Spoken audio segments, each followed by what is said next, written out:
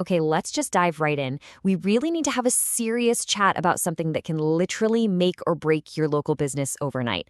And I'm talking about your Google business profile. What we're covering today isn't about little tweaks for optimization. No, this is about pure survival. Just imagine this for a second. You wake up, you grab your morning coffee, you go to search for your own business on Google just to check on things, and it's just gone. The map pin, all those reviews you worked so hard for, your phone number, it's all vanished. And instead, you've got this cold gray email sitting in your inbox. This one sentence right here is a business owner's worst nightmare. And believe me, it happens every single day. You've got to understand that these days, Google's fraud detection AI is unbelievably aggressive. It doesn't send you a nice little warning note. It just shoots first and asks questions later. It simply removes you. And trying to get reinstated? That can take weeks, sometimes months of battling with support, all while your phone stops ringing and your competitors are happily eating your lunch. So today, we're going to flip the script. Instead of what to do, we're going to cover the essential don'ts. Think of these as the major tripwires you have to avoid at all costs to stay off Google's radar and keep your business visible and, most importantly, safe. We're going to zero in on the three big ones, what I call the deadly sins of Google profiles.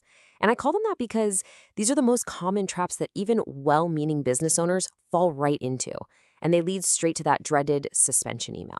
So let's break them down one by one. All right, deadly sin number one. This is by far the most common reason businesses get suspended. It's name spamming. And it all comes from that temptation to get a little too clever with your business name, all in an attempt to rank higher.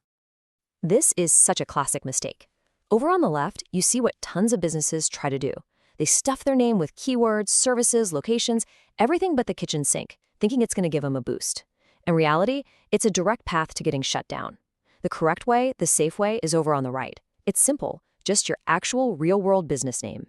So here's the absolute bottom line on this. Your name on Google must, and I mean it must, exactly match what's on your business license, on your storefront sign, on the side of your company truck.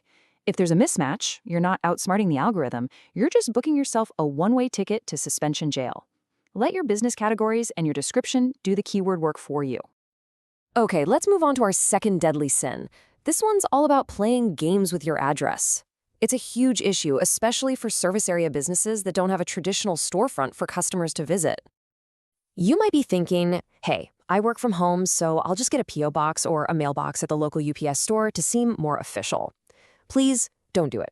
You have to realize Google knows the physical address of every single one of these locations on the entire planet. Its algorithm sees that address and instantly a huge red flag goes up on your profile. And you've got to be super careful with virtual offices too. You know, like a Regis or WeWork. Google's rule here is incredibly specific. You can only use that address if you are renting a dedicated, private office room there, not just a co-working desk, and it has to be staffed by your employees during your stated business hours. Just getting a mail forwarding service from them, that's a clear violation. So what's the right move if you work from home? It's simple. Be honest. Register as a service area business and just choose to hide your physical address from the public.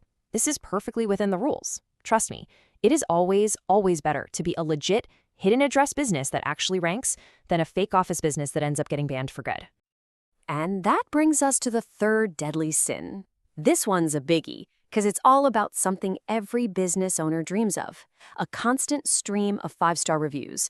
But how you get them, well, that matters a whole lot. The rules here are pretty straightforward. You cannot buy reviews. You can't ask your employees or their families to leave you reviews, and you definitely can't ask your cousin who lives 3 states away to write a glowing review for a service they never actually received. Remember, Google isn't stupid. It tracks IP addresses and location data. A sudden burst of 5-star reviews from people who've never been anywhere near your business is one of the biggest red flags there is. Now this right here, this illustrates a super sneaky practice called review gating. It's a clever little system where you screen your customers first. You ask them, did you have a good experience? If they say yes, you send them the link to Google. But if they say no, you funnel them over to a private feedback form so they can't leave a public 1-star review. Let me be crystal clear. Google absolutely hates this. It's seen as a fundamentally deceptive practice because you're artificially filtering your public feedback. The main rule is this. You must provide the exact same review opportunity to every single customer, whether their experience was good bad, or just okay. So after hearing all that, you're probably thinking that Google's algorithm is your #1 enemy. But there's one last warning I have to give you.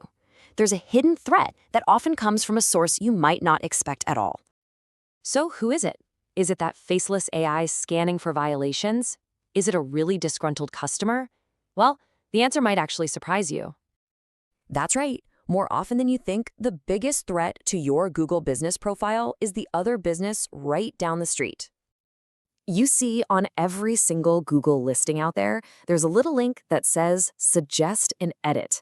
And anyone, and I mean anyone, a competitor, a bitter ex-employee, can click that link and report that your business is permanently closed or that your name is wrong. And if you aren't actively monitoring your own profile, Google's algorithm might just approve that edit, and poof, you're off the map without even knowing it. I know this all sounds a little scary, and honestly, it's meant to. Your Google profile isn't just some listing. It's one of your most valuable business assets. It's your digital front door to the world. You have to monitor it, you have to care for it, and you have to protect it just like you would your physical storefront. So, I'll leave you with this one final thought. After this, go take a hard look at your own profile. Now that you know the rules of the game, now that you know the stakes, take a minute and ask yourself a simple question. Are you playing it safely?